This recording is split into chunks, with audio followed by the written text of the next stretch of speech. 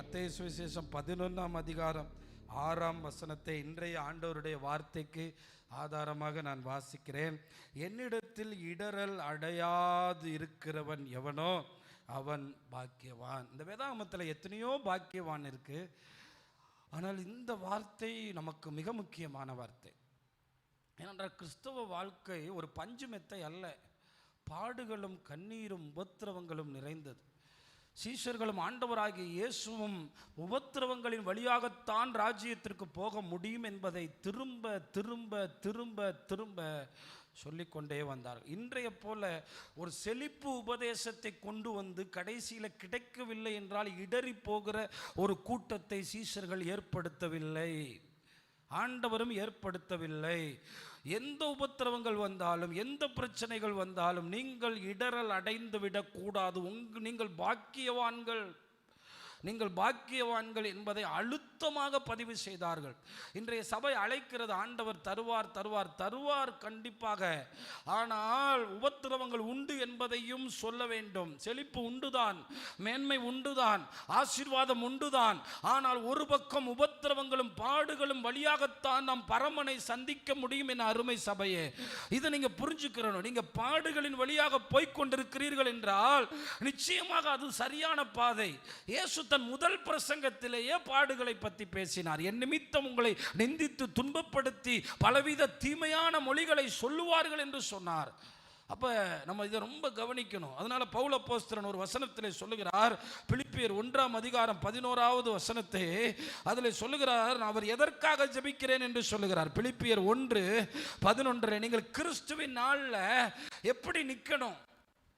இடரலற்றவர்களா, துப்புரவானவர்களா? அதுதான் ஒரு நல்ல ஊழியக்காரனுடைய மிக முக்கியமானது. நான் ஒரு விசுவாசியை பார்த்து விசுவாசிக்காக ஜெபிக்க ஆரம்பிக்கும் போது, ஆண்டவரே அவர்கள் ரட்சிப்பின் நிலையிலே நிற்க வேண்டும் என்று சொல்லிவிட்டுத்தான் அவர்களுக்கு ஜெபிப்பேன். அவர்களுக்கு வீடு கிடைக்கலாம், ஆஸ்திகள் கிடைக்கலாம், நன்மைகள் கிடைக்கலாம். கிறிஸ்துவின் நாளில் அவர்கள் நிற்காமல் போனால், அவர்கள் இடரலற்றவர்களாக இல்லாமல் போனால், நீங்கள் சொல்லுங்கள், ஒரு காரியத்தை செய்து பிரயோஜனம் என்ன? ஏதோ ஒரு கூட்டம் கூட்டி காணிக்கை எடுத்து நம்ம சாப்பிட்டு வாழ்வதற்கு 1000 தொழில்கள் இந்த பூமியில் இல்லையா? எதற்காக ஒரு ஊழியத்தை நடத்துகிறோம்? கிறிஸ்துவின் நாளிலே இடரலற்றவர்களாய் துப்புரவானவர்களாய் நிற்கும்படி பிலிப்பு சபையே உனக்கு நான் வேண்டுதல் செய்கிறேன். அந்த அட்லாஸ்ட் இயேசுவுக்கு முன்னாக நாங்கள் நிற்க வேண்டும். என் மணவாளனை நான் பார்க்க வேண்டும். அந்த நம்பிக்கையினூடாகத்தான் நான் ஓடிக்கொண்டிருப்பேன். ஒரு வேலைக்கு வந்தால் வேலை கிடைத்தவுடன் போய்விடுவான், வீடு வேண்டும் என்று வந்தால் வீட்டு கிடைத்தவுடன் போய்விடுவான், சுகம் வேண்டும் என்று வந்தால் சுகம் கிடைத்தவுடன் போய்விடுவான், பணம் வேண்டும் என்று வந்தால் பணம் கிடைத்தவுடன் போய்விடுவான். ஆனால் இயேசுவின் இடத்தில் போய் சேர வேண்டும். என் இயேசுவை நான் பார்க்க வேண்டும். நித்திய நித்தியமாய் அவரோடு நான் வாழ வேண்டும். இந்த பூமியின் வாழ்க்கையோடு என் வாழ்க்கை முடிவது இல்லை என்பதை கவனமாக புரிந்தவர்கள் இடரல் அடைய மாட்டார்கள். நீங்களும் அப்படி ஜெபியுங்கள். ஏனென்றால் இது ஒரு ராஜ்யத்திலிருந்து இன்னொரு ராஜ்யத்துக்குள்ளே வருகிற காரியமானபடினால், இந்த உலகத்தில் பல கோடி மக்கள் இருந்தாலும் பிசாசு தன்னுடைய உபாய தந்திரம் முழுவதையும் கிறிஸ்தவர்கள் மேல் பிரயோகிப்பான். என் ராஜ்யத்தில் இருக்கிற ஒருவன் யாருடைய ஒளியின் ராஜ்யத்துக்குள் எப்படி போகலாம்? முதல் நாளிலிருந்து உங்களுக்கு விரோதமாய் சொந்தங்களை, பந்தங்களை, வேலை ஸ்தலத்திலே வாழ்கிற இடத்திலே அக்கினி ஆஸ்திரங்களை ஏவுவான், இருளின் கிரியைகளை ஏவுவான், பயங்கரமான காரியங்களை உங்களுக்கு நான் பயமுறுத்தவில்லை. அதைவிட தேவன் பெரியவர். நான் ஆனால் எச்சரிக்கையாக இருக்க வேண்டும். எதிரி எப்படிப்பட்டவன் என்பதை புரிந்து கொள்ள வேண்டும். அவனுக்கு 6000 வருஷம் அவனுக்கு அனுபவம் இருக்கு, சும்மா இல்லை. அவன் பல ஆட்களை பார்த்த அனுபவம்.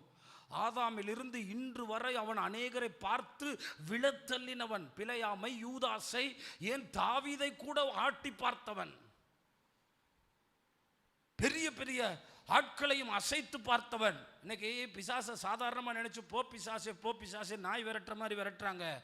அந்த எதிரியினுடைய ஆக்ரோஷ தன்மைகளை நாம் புரிந்து கொள்ள வேண்டும். அதுவும் கொஞ்ச காலம்தான் இருக்குங்கிறதுனால டயர்டாகாம அடிக்கிறானா, டயர்டாகாம கெடுக்கிறானா, டயர்டாகாம செயல்படுறானா. எதற்காக? தெரிந்து கொள்ளப்பட்டவர்கள் ஒரு 10 பேரை நரகத்துக்கு தள்ளிடலாமா? தெரிந்து கொள்ளப்பட்டவனை ஒரு 1000 பேரை தள்ளிடலாமா? அவன் மட்டும் டயர்டாகாமல் தன்னுடைய வேலையை செய்கிறான். நீங்கள் எவ்வளோ எச்சரிக்கையாக இருக்கீங்க சபையே. அவர் நிமித்தம் இடரல் அடையாமல் இருக்கிறவன் பாக்கியவான். எல்லாரும் சொல்லுங்க, இயேசுவின் நிமித்தம் இடரல் அடையாது இருக்கிறவன் பாக்கியவான். ஒரு மனது அளவில் கூட உங்களுக்கு ஒரு சந்தேகம் வந்துடக்கூடாது, இம்மி அளவு கூட சந்தேகம் வந்துடக்கூடாது. ரொம்ப கவனமாக இருக்கணும். அப்படிப்பட்ட நினைவுகளில் கூட வந்து விடக்கூடாது. என் ஆண்டவர் எனக்காக செயல்பட்டு கொண்டிருக்கிறார், நான் அவர் பக்கத்தில் நின்றால் போதும் என்று நம்புங்கள். இடர்கள் வருவது கூடாத காரியம் என்றும் சொல்லுகிறார் இயேசு. அது நீங்கள் புரிந்து, ஆண்டவராக இயேசு கிறிஸ்து. அதனால் நீங்கள் கவனிங்க. அதனால் இடரல் அடையாது இருக்க எனக்கு உதவி செய்யுங்கப்பா. எந்த சூழ்நிலைகளோ, எந்த காரியங்களோ, எப்படிப்பட்ட காரியங்களோ என் வாழ்க்கையில் அந்த ஓட்டத்தை வெற்றியாக ஓடி முடிக்கணும் ஆண்டவரே, அதற்கு நீர் எனக்கு உதவி செய்ய வேண்டும் என்று நீங்கள் ஜெபிக்க வேண்டும். இந்த இடரல்கள் வராமல் இருக்க வேண்டுமானால் நாம் என்ன செய்ய வேண்டும் என்கிற ஒரு 3 காரியத்தை உங்கள் முன்னாக நான் வைக்க விரும்புகிறேன். மத்தேயு 13ஆம் அதிகாரம் 21வது வசனத்தை நீங்கள் கவனித்து பார்க்கும்படி கேட்கிறேன். மத்தேயு 13 ஒரு அழகான அதிகாரம். மத்தேயு 13:21, ஆகிலும் தனக்குள்ளே வேறில்லாதவனாய் கொஞ்ச காலம் மாத்திரம் நிலைத்திருப்பான், வசனத்தின் நிமித்தம் உபத்திரவமும் துன்பமும் உண்டான உடனே இடரல் அடைவான். நிறைய பேர் சர்ச்சுக்கு வருவாங்க, ஞானஸ்தானம் எடுக்க மாட்டாங்க, ஆண்டவருக்குள்ளே நெருங்கி வரமாட்டாங்க, பரிசுத்த ஆவியானவரை பெற்றுக்கொள்ள மாட்டாங்க, வேர்கொள்ள மாட்டாங்க, தேவனுடைய காரியங்களுக்கு முக்கியத்துவம் கொடுக்க மாட்டாங்க, ஆண்டவர் மேலே வேர் கொள்ள மாட்டாங்க. நல்ல கவனிங்க, ஆண்டவர் சொன்னார் 3 விதமான தாக்குதல் உங்கள் மேல் வருமாம். பெருங்காற்று, பெரு வெள்ளம், பெருமழை. பாருங்க, ஒரு சாதாரணமாய் கட்டப்பட்ட வீடாக இருந்தால் கண்டிப்பாய் கரைந்து போய்விடும். பெருமழையில் தப்புனது பெருங்காற்றில் போட்டுரும். பெருங்காற்றுலையும் தப்புச்சுன்னா பெரு வெள்ளம் வரும்போது அந்த மண் சுவர்கள் அப்படியே அரித்து கொண்டு போய்விடும். இங்கே வந்தவர்களும் எத்தனையோ சபைகளில் வந்த கிறிஸ்தவர்களை எல்லாம் கணக்கிட்டால் பரலோகம் கொள்ளாது. எத்தனை பேர் வந்து வந்து வந்து வந்து வந்து வந்து போனார்கள். அவர்கள் இப்படிப்பட்டவர்கள். இவர்கள் சிலர் பாஸ்டரின் மேல் வேறு போடுவார்கள், சிலர் உலக ஆசீர்வாதத்தின் மேல் வேறு போடுவார்கள், சிலர் யாரையோ பார்த்து வைத்து விட்டு வேறு போட்டு வருவார்கள். ஆனால் கிறிஸ்துவின் மேல் வேறு இல்லாதவனாய் நாம் போவோமானால் உபத்திரவம் என்ற காற்று வீசும்போது நாம் இடரல் அடைந்து போவோம். யாரை நம்பி வந்து விடாதீர்கள், கிறிஸ்துவின் மேல் வேர் போடுங்கள். சில மரங்கள் நம்ம ஊரில் சரியாது, பார்த்துருக்கீங்களா? என்ன காற்றடிச்சாலும் சரியாது சொல்லுவாங்க. அந்த மரம் வேர் நல்லா போட்டு பூமியில் இறக்கிறோம். அது நிமித்தம் பூமியோடு அது இசைக்கப்பட்டிருக்கும். அதுபோல் நீங்கள் யாரோட இசைக்கப்பட்டிருக்கணும்? கிறிஸ்துவோடு இருக்கிறவன் கிறிஸ்துவில் இசைக்கப்பட்டிருக்கணும். உங்களோட ஃபுல் நம்பிக்கை அவராக இருக்கணும். அவரில் நீங்கள் வேர் கொண்டுறணும். அதனால தான் இயேசு போதும், யாரும் வேண்டாம், எனக்கு எதுவும் வேண்டாம், இயேசு போதும். ஐயா எமில் ஜெபசிங் டெய்லி சொல்லுவாராம், யாரும் வேண்டாம், எதுவும் வேண்டாம், இயேசு போதும். ஒரு ஆமென் சொல்லுங்க. உங்களால் சொல்ல முடியுமா? அவர் உதவி செய்யலை, இவர் தர்றேன்னு சொன்னார், ஏமாத்திட்டார். ஆனால் அவர் எனக்கு கண்டிப்பாக உதவி செய்கிறேன்னு சொன்னார் இந்த மாதம். அவர் எங்களுக்கு கைவிட்டார் பிரதர். யாரும் வேண்டாம், எதுவும் வேண்டாம், இயேசு போதும். யாரும் தர வேண்டாம், எதுவும் தர வேண்டாம், இயேசு போதும். உங்கள் பரிசுத்தவான்கள் 40 வருஷம் மிஷினரியா வேலை செஞ்சவங்க. யாரும் வேண்டாம், எதுவும் வேண்டாம், இயேசு போதும். யாரும் வேண்டாம், எதுவும் வேண்டாம், இயேசு. இது வேர் கொள்ளப்பட்ட அனுபவம். அவங்க தான் நிற்கிறாங்க.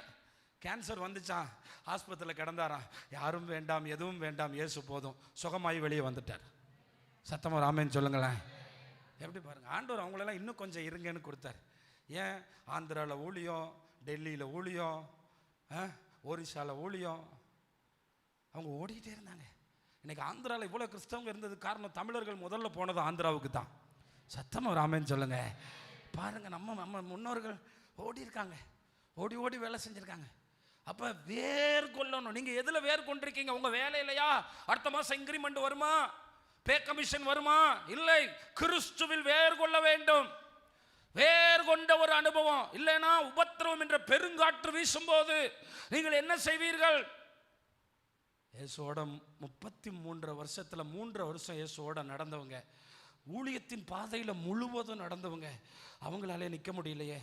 ஆனால் ஆண்டவர் அவங்க நிற்க மாட்டாங்கன்னு தெரிஞ்சுதான் அவங்கள ஆண்டவர் தெரிந்து கொண்டு, அவங்க பலவீனத்தை அறிஞ்சுதான் அவங்கள தெரிந்து கொண்டார்.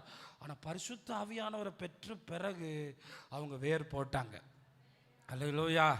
நல்லா கவனிச்சுக்கிறேங்க. நான் ஏன் பரிசுத்த ஆவியானவர் உங்களுக்கு வேணும்னு சொல்கிறேன்னா, இயேசுநாதருடைய ஏக்கம் அதுவாக இருந்துச்சு.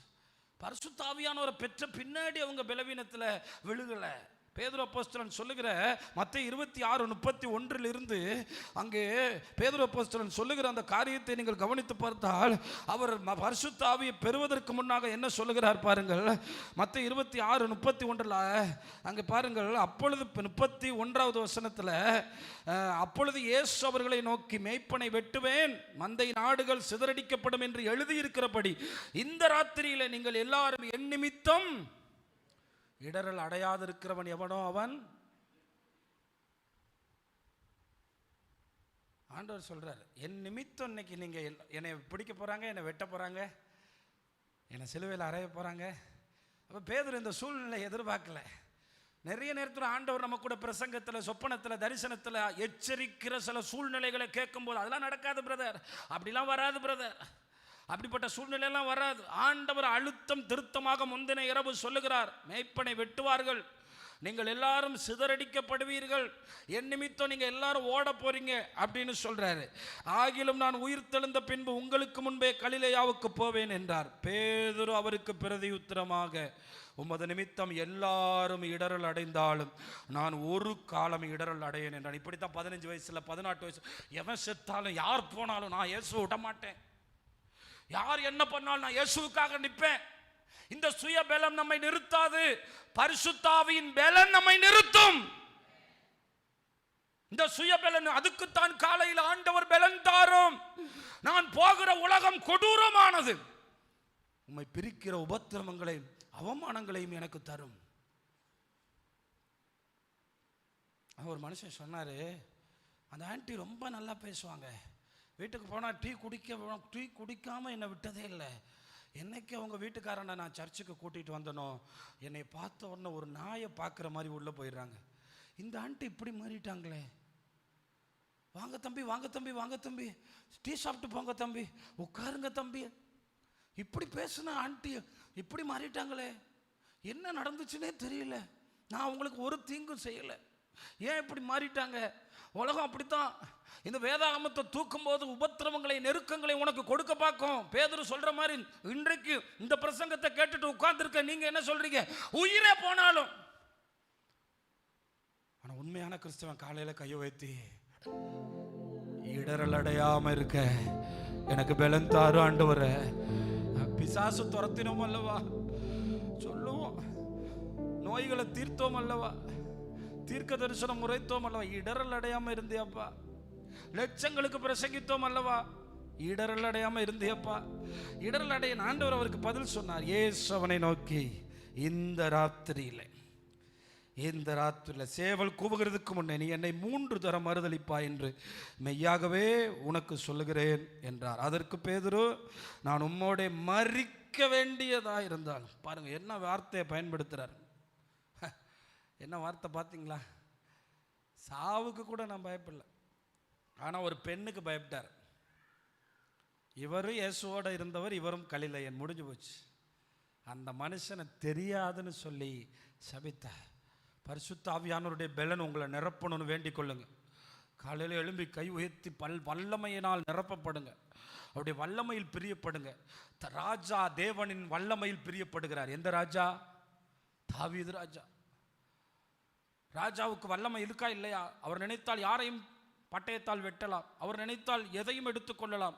ஆனால் ராஜாவோ தேவனின் வல்லமையில் களி கூறுகிறார். தாவீது ஏன் அதிகாலையில் தேடினார் தெரியுமா? வல்லமையை பெற்றுக்கொள்ள.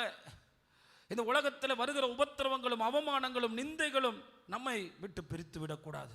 எனக்கு ரொம்ப நெருங்கிய நண்பன் என்னோட ஸ்கூலில் படிக்கும்போது ஆராதனை விடவே மாட்டாங்க. சிஎஸ்எல்லேருந்து வந்தவங்க, அவங்க அம்மாவும் அவனும் தான். அவங்க அப்பா அந்த காலத்தில் வீட்டுக்கு அப்பப்போ தான் வந்துட்டு போவார். அந்த பக்கத்தில் இருக்க ஜெயசீலன் பாச்ச சபை அப்போ சிங்காரத்தோப்பில் இருந்துச்சு அந்த சபை. அந்த அந்த இன்ஃபன்ட் ஜீசஸ் ஸ்கூலுக்கு இந்த பக்கமாக எதிர்த்தாப்பில் இருந்துச்சு. அந்த காலத்துலேயே நாங்கள் கிருபாசனத்தில் ட்ரம் அடிச்சுக்கிட்டு இருக்கும்போது அவங்க பெரிய பெரிய இந்த மாதிரி ட்ரம் செட்லாம் அட்டிச்சு பயங்கரமாக போடுவாங்க. அந்த சர்ச்சு ரொம்ப பயங்கரமாக இருக்கும். அந்த சீட்டு போட்ட சர்ச்சு தான், ஆனால் மியூசிக் இன்ஸ்ட்ருமெண்ட்டு எல்லாம் பயங்கரமாக அந்த காலத்தில் ராமநாதபுரத்தில் பயங்கரமாக இருந்துச்சு அந்த சபை. அந்த சபைக்கு தான் போவாங்க, நல்லா போவாங்க. இன்றைக்கி திடீர்னு கோயம்புத்தூரில் ஒரு பெண்ணை கல்யாணம் முடிச்சு, இப்போ அவன் நெத்தியில் இந்த அடையாளம் இல்லாமல் இருக்கிறது. வாட்ஸ்அப்பில் இருக்கான், நல்லா அழகாக இருப்பான், இப்போ இந்த நெத்தியில் இந்த அடையாளத்தோடு இருக்கான். எப்போ பார்த்தாலும் ஸ்டேட்டஸில் விற்கிற கோயிலுக்கு தான். ஆனால் இவன் 12, 15, 25 வருஷம் 10, 15 வருஷமாக சர்ச்சில் இருந்தானே, ஒரு சின்ன உணர்வு கூட இருக்காதா? நான் அப்பப்போ அவனுக்கு ஏதாவது இப்போ எதுக்கு ரெஸ்பான்ஸ் பண்ண மாட்டான். ஃப்ரெண்டு, நம்ம பிள்ளைங்க நம்மகிட்ட இருந்து போனவங்கனால நம்ம தைரியமாக பேசலாம். என்னை கேட்குற தேவனுடைய பிள்ளைகளே, உலகம் ரொம்ப கொடூரமானது. ஒன்றை தேவனை விட்டு பிரிக்கிறதுக்கு பல வகையில் போராடிட்டு இருக்கு. ஆண்டவர் ரொம்ப ஜாக்கிரதையாக இருப்பார் தெரியுமா? ஏன் நாசரேத்துலேருந்து மறைஞ்சு ஓடுனார் ராஜாவாக்குறேன்னு சொன்னப்ப? தேவ திட்டத்தை தடுக்கிற எதுவும் என் வாழ்க்கையில் இருக்கக்கூடாது. உயிரே போனால் உம்மை மறுதளிக்க மாட்டேன் என்று சொன்னவன் மறுதளித்து போனான். ஆனால் அவர்களை திரும்ப திரும்ப ஒரு தாய் தன் குழந்தையை அணைப்பது போல அணைத்து பெந்தேகோஸ்தே நாளில் கொண்டு வந்து விட்டுட்டு போயிட்டாரு. பரிசுத்த ஆவியானவர் மீதியை பார்த்துக்கிட்டாரு.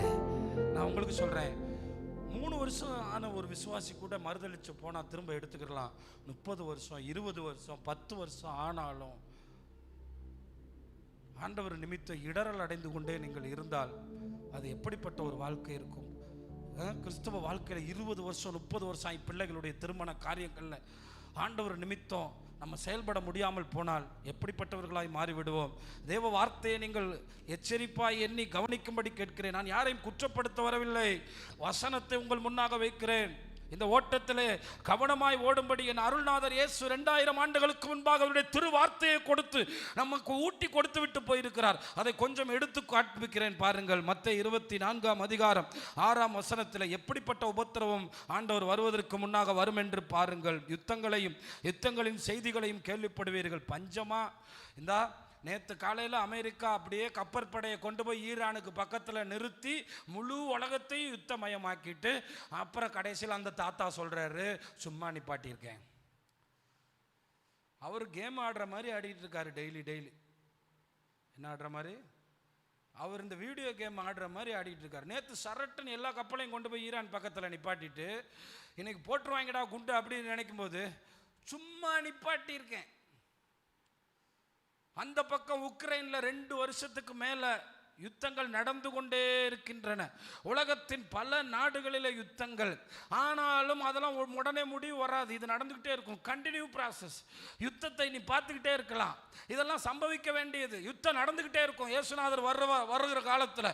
ஆனால் முடிவு வராது. எப்போவே எழுதி கொடுத்துருக்காரு பாருங்க.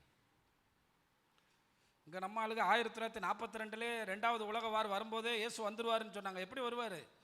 உடனே வராது. அப்போ இஸ்ரவேல் தேசமே வரலையே.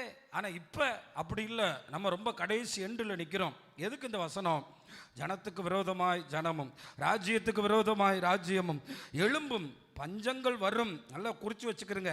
கொள்ளை நோய்கள் வரும். பூமி அதிர்ச்சிகள் பல இடங்களில் உண்டாகும். பல இடங்களில். ஜப்பான் மட்டும் இல்லை. ஜப்பான் அதுக்கு ஸ்பெஷலிஸ்ட். பூமத்திய ரேகைக்கு அந்த பகுதியில் இருக்கிறதுனாலே அந்த உலகத்தினுடைய வரைபடத்தில் அது மிகவும் பாதிக்கப்பட்ட பகுதி. அதனால் ஜப்பானியர்களை இப்போ அதுக்கு வாழ பழகிக்கிட்டாங்க. பூமி அதிர்ச்சி வந்தாலும் அவன் வீடு இடிஞ்சாலும் அவங்களுக்கு என்ன வராது. அது மாதிரி அவங்க சேதாரம் வராமல் அவங்க வாழ. ஆனால் இப்போ ஆண்டவர் அப்படி சொல்லலை. பல இடங்களில் பூமி அதிர்ச்சி உண்டாகும். கொள்ளை நோய்கள் வரும். பஞ்சங்கள் வரும். இன்னைக்கு கொள்ளை நோய்களுக்கு பஞ்சமா? ஆஸ்பத்திரியில் கூட்டத்தை பாருங்கள். எப்படிப்பட்ட இவைகளெல்லாம் வேதனைகளுக்கு ஆரம்பம். வார்த்தையை நல்லா கவனிங்க. அப்பொழுது உங்களை உபத்திரவங்களுக்கு ஒப்பு கொடுத்து, இந்த கொடூரமான நேரத்தில் கொள்ளை நோய் வரும்போது, பஞ்சம் வரும்போது, இதெல்லாம் உலகத்தில் நடக்கும்போது நம்மளை ஒரு பக்கம் அடிப்பாங்களாம். உங்களை கொலை செய்வார்கள். உங்களை என்ன செய்வார்கள்? கொலை செய்வார்கள்.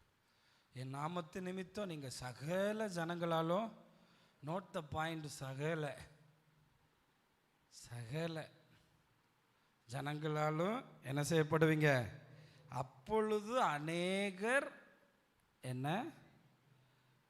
என் நிமித்தம் இடரல் அடையாது இருக்கிறவன் எவனோ அவன் விசாலமான வாசலில் போகணும்னு சொல்கிறாங்கல்ல. சபைக்குள்ளேயும் இன்றைக்கி ஒரு விசாலமான வாசலை திறந்து வச்சுட்டாங்க. என்ன வேணாலும் பண்ணுறா, எப்படி வேணாலும் வாழு. ஆனால் என் நாமத்தின் நிமித்தம் அநேகர் உங்களை பகைப்பாங்க. இந்த அநேகர் இடரல் அடைவாங்க. ஆண்டவரே, நாங்கள் அந்த அநேகரில் இருந்துடக்கூடாதுப்பா, சிலரில் இருக்கணும் ஆண்டவரே. அல்லேலூயா. முதல்ல ஆசைப்படணும். நான் இந்த கூட்டத்தில் போயிடக்கூடாது. இந்த இடரல் அடைகிற கூட்டத்தில் நின்றக்கூடாது. சபைக்குள்ள வர்றவனே வீடியோ எடுத்து பாஸ்டரை காட்டி கொடுப்பான். சபைக்குள்ள வர்றவனே பாஸ்டருக்கு விரோதமா போலீஸ் ஸ்டேஷன்ல போய் கொடுப்பான். இதெல்லாம் தெரிஞ்சுதான் ஊழியத்துக்கு வரணும். கடைசி காலத்தில் ஊழியத்துக்கு வர்றவன் பஞ்சு மெத்தையில படுக்கலான்னு வந்தா போச்சு, இடரல் அடைஞ்சு போயிடுவோம். ஊழியத்துக்கு வந்தா கொட்டும்னு சொன்னா போயிடுவோம். உன் கண்ணு முன்னாடி பரிகசிப்பாங்க, உன்னை வெறுப்பார்கள், உன்னை அவமானப்படுத்துவார்கள், கேலி பண்ணுவார்கள். எதையும் தாங்கணும்னா அவருடைய வார்த்தை போதுமானது. அல்லேலூயா, சத்தமா சொல்லுங்க அல்லேலூயா. எனக்கு நிறைய பேர் ஒரு கோட்டும் ஒரு கேமராவும் இருந்தால் ஊழியம் செய்யலான்னு நினைக்கிறாங்க. உங்க கண்ணு முன்னாடி உங்களை வேதனைப்படுத்துவார்கள். கிறிஸ்தவர்களை உங்களுக்கும் அப்படித்தான். இயேசுநாதர் பேசிவிட்டு போன வார்த்தையை நான் பேசுகிறேன்.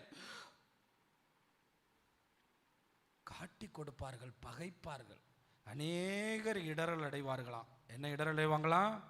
அதனால தான் இயேசுநாதர் சொன்னாரு, என் நிமித்தம் இடரல் அடையாதிருக்கிறவன் பாக்கியவான். அதனால நான் இதெல்லாம் படிக்கும்போது ஒரு தடவை ஜெபம் பண்ணிக்கிறேன். இது மாதிரி சூழ்நிலை வரும்போது பேலன் தாங்கப்பா.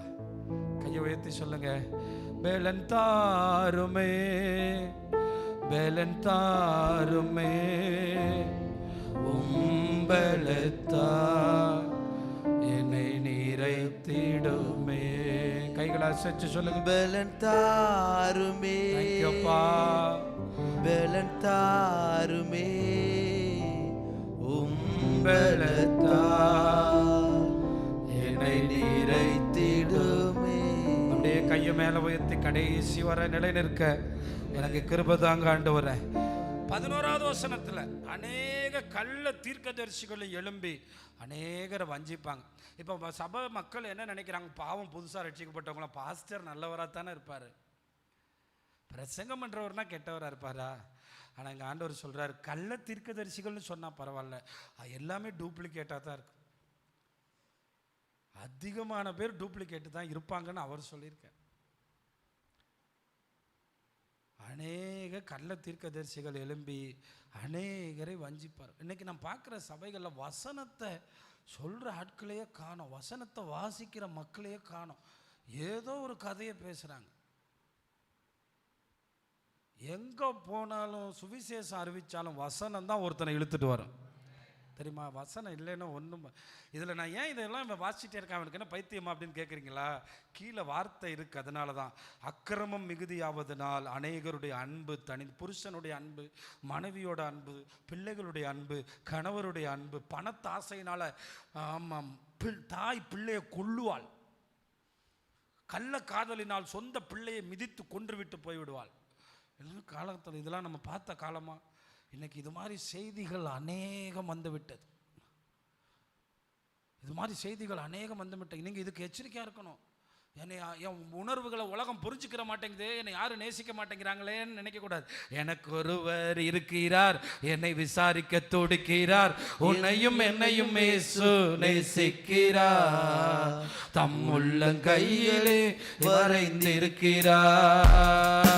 உனக்கு ஒருவர் இருக்கிறார், உன்னை விசாரிக்க துடிக்கிறார், உன்னையும் என்னையும் இயேசு நேசிக்கிறார், தம் உள்ளங்கைகளில் வரைந்திருக்கிறார். இந்த வசனம் உண்மையா இல்லையான்னு கேளுங்க. இன்னைக்கு எத்தனை கணவன் மனைவிகள் ஃபோன்லேயே சண்டை, எப்போ பார்த்தாலும். ஆனால் அன்பு சகல பாவங்களை மூடுன்னு போட்டிருக்கேன். வாழ்க்கையே சண்டை தாங்க. ஐயோ, நிம்மதியே இல்லை, அவனுக்கு ஒரு சந்தோஷமான அனுகூலங்கள் இல்லை. அக்கிரமம் மிகுதி ஆவதனால இன்னைக்கு அநேகருடைய அன்பு தணிந்து போகிறதுனால இடரல் அடைஞ்சு போறான். அவனுக்கு இடரல் அடைஞ்சு போறான். இந்த வசனம் தான் சொல்லுது. நான் அங்கிருந்து வாசிச்சுட்டே வந்தேன். கடைசியா இயேசுநாதர் எப்படி முடிக்கிறார்? முடிவு பரியந்தம் நிலை நிற்பவனே ரட்சிக்கப்படும். ஆனால் இதை நம்ம சபை எப்படி வாசிச்சு தெரியுமா? முடிவு பரியந்தம் நிலை நின்றா ரட்சிக்கப்பட்டுடலான்னு. ஆனால் எப்படி வாசிக்கணும்? யுத்தங்களையும் யுத்தங்களின் செய்திகளையும் கொள்ளை நோய்களையும். அநேகர் உங்களை பகைப்பார்கள், உங்களை கொலை செய்வார்கள், உங்களை காட்டி கொடுப்பார்கள். இயேசுநாதர் சொன்ன, என்னைய கொலை செஞ்சாங்கப்பா, முத்தம் கொடுத்து காட்டி கொடுத்தான்ப்பா, என் கூடவே சாப்பிட்டான், முந்தின நைட்டு சாப்பாடை ஜீரணமாகிறதுக்கு முன்னாடி வந்து கிஸ் பண்ணான்ப்பா, என் கூடவே என் காணிக்கையெல்லாம் வாங்கி அவன் தான்ப்பா போட்டுக்கிட்டான். நீங்கள் தாங்குவீங்களாப்பா? நீங்கள் உங்களால் தாங்க முடியுமாப்பா? ஒன்றா தான் சாப்பிட்டான், காட்டி கொடுத்துட்டானே. அவர் நடந்த பாதையை தான் எழுதி வச்சுட்டு போயிருக்கார். என்ன எல்லாரும் சத்தமாக சொல்லுங்க, முடிவு பரியந்தம் நிலை நிற்க கிருபதாரம். அப்படியே போயிட்டு அப்படியே போயிட்டு அப்படியே போயிட்டு அப்படியே போயிட்டு வந்தா முடியாது மக்கா. ஆண்டவரே, உபத்திரவங்களை சகிக்க, அதனால தான் அடிக்கடி பாடல்களை பாடணும். பாடுகளை சகிக்க பலன் தாரும், உபத்திரவங்களை சகிக்க பலன் தாரும். ஒவ்வொரு நாளும் காலையில் முழங்காலில் நின்றா ஒரு பலன் கிடைக்கும். அல்லேலூயா. இந்த பலனை சாவடிக்கும் போது ஒரு ஒருமனம் உண்டாகுது. முழங்காலில் நின்றா உடம்புக்கும் நல்லது, முழங்காலுக்கும் நல்லது. ஒரு ஆமேன்னு சொல்லுங்களேன். முழங்காலில் நின்று பலனை பெற்றுக்கொள்ளணும். பிரியமான, உங்களுக்கு ஆசையாக இருக்கா முடிவு பரியந்தம் ஓடணும்னு? மணவாளனை பார்க்கணுன்னு ஆசையாக இருக்கா? இந்த ஓட்டத்தை ஜெயமாக ஓடி முடிக்கணும்னு ஆசையாக இருக்கா? எல்லாத்துலேயும் கிளைமேக்ஸ் எப்படி இருக்கும்? நீங்கள் முடியாமல் கெடுக்கும்போது, பிள்ளைங்கள்லாம் வேலைக்கு போகும்போது, இன்றைக்கி உங்கள் பாட்டிக்கு என்ன நிலைமையோ அதானே நமக்கு ஒரு நாள், நம்ம தாத்தாவுக்கு என்ன நிலைமையோ அதானே நமக்கும். அப்போ ஆண்டவரோட நெருங்கி இருந்தால் தப்பிச்சிடலாம்ல? ஆண்டவர் கையை பிடிச்சு நடந்தா தப்பிச்சிடலாம்ல? அப்போ மிகுந்த உபத்திரவங்கள் வந்தாலும் இயேசுவின் நிமித்தம், இங்கே இருக்கிற எல்லாரும் கொஞ்சம் கவனிங்க பெரியவங்களே, நான் அந்த வார்த்தைக்குள்ளே சுற்றிக்கிட்டே இருக்கேன். இடரல் அடையாது இருக்கிறவன் எவனோ அவன் பாக்கியம். அப்போ உபத்திரவங்களின் மூலமாக ஒரு பெரிய இடரல் வந்து நம்ம அசைக்கும். அதாவது சில புயல் காற்று எப்படி வீசும்னா மரத்தை தரையில் கொண்டு வந்து தொடுற அளவுக்கு அடிக்கும். நம்ம நினைக்கிறோம் தெரியுமா? நான் நினச்சி பார்த்தேன், காற்று அப்பப்போ அந்த புயலில் வெளியே நின்று பார்த்தோம்னா மெதுவாக தானே காற்று அடிக்குது, எதுனா மரம் விழுந்து கிடக்கு. அன்றைக்கி தானே புயலில் புதுக்கோட்டை பக்கம் ஒரு தடவை நான் போனேன், தஞ்சாவூருக்கு. அப்படி போகிற நேரத்தில் பார்த்தா 100 வருஷம் மரம், 200 வருஷம் மரம், கட்டி பிடிக்க முடியாத அளவுக்கு மரம் எல்லாம் அப்படியே தடன்னு விழுந்து கிடக்கு. எந்த மாடியிலையுமே கூரை இல்லை, எந்த மாடியிலையுமே சீட்டு இல்லை. அப்படியே பார்த்து பிரமிப்பாக அப்படியே நின்றுட்டு போகும்போது தான் எனக்கு ஆண்டவர் உணர்த்தினார் இந்த வசனத்தை, மத்தேயு 7 உள்ள வசனத்தை. பெருமழை வரும்போது ஏற்கனவே அந்த லேண்டு ஈரமாகி சதன்னு ஆயிரும். 10 அடி 20 அடிக்கு பூமி ஃபுல்லாக நனைஞ்சிரும். இப்போ காற்று 40 கிலோமீட்டரில் அடித்தாலும் படுத்துரும். பிசாசு உபத்திரவத்தை கொடுத்து கொடுத்து கொடுத்து கொடுத்து கொடுத்து இடரலை உண்டாக்கி உண்டாக்கி உண்டாக்கி உண்டாக்கி டக்குன்னு ஒரு சூறாவளி வரும்போது, என்ன இந்த அம்மா சர்ச்சுக்கு காணோம், அல்லேலூயா சொல்லுமே, ஆமேன்னு சொல்லுமே, 20 வருஷமா இருந்துச்சு, என்னப்பா இப்படி போயிடுச்சு? அவர் நிமித்தம் இடரல் அடையாது இருக்கிறவன் பாக்கியம்.